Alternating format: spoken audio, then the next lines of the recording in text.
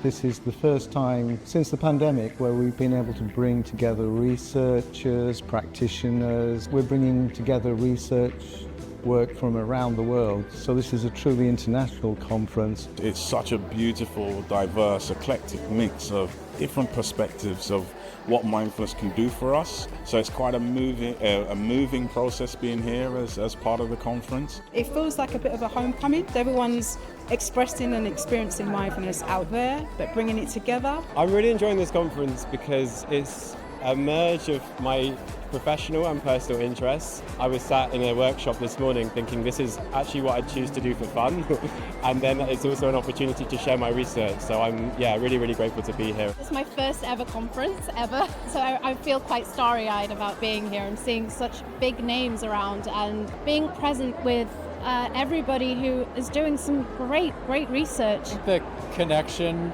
between the speakers and the audience feels tighter. We're more in conversations with the audience and really respecting the wisdom of everyone in the room.